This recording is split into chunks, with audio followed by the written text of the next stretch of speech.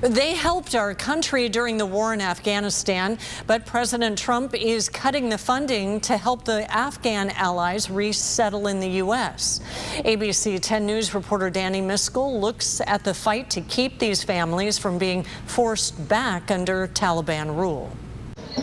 Why would populations help us next time we need aid abroad if this is how we treat them afterward? For years, there have been federal programs and countless organizations working to relocate nearly 200,000 Afghan wartime allies. Those programs have now had their funding cut by the White House. Anyone with the bravery to stand up to the Taliban is exactly the kind of person we would want in America. Afghan wartime allies who were promised resettlement here in the U.S. were interpreters, cultural advisors. Some even fought in the war in Afghanistan. In exchange for their help, they were promised special visas and the ability to resettle their families in the U.S. The move would protect them from the Taliban, who considers them traitors.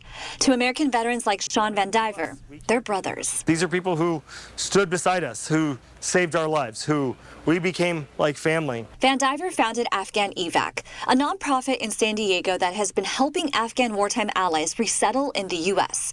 With funding expected to expire in September, Van Diver and Congressman Scott Peters are pushing for what's known as the Enduring Welcome Act to pass. The bill was introduced in August and could speed up the process of helping thousands of Afghans who are still in their country. More than 60,000 still remain in Afghanistan, awaiting approval of refugee status. President Trump has said the White House will help Afghan allies, but believes the current system isn't working. As they work to find alternative solutions, advocates say it needs to happen fast, especially for the safety of young Afghan girls and wives. It is very scary for Afghan girls to be sent back because they're going to be stripped away of their essential rights that we have in America. Danny Miskell, ABC 10 News.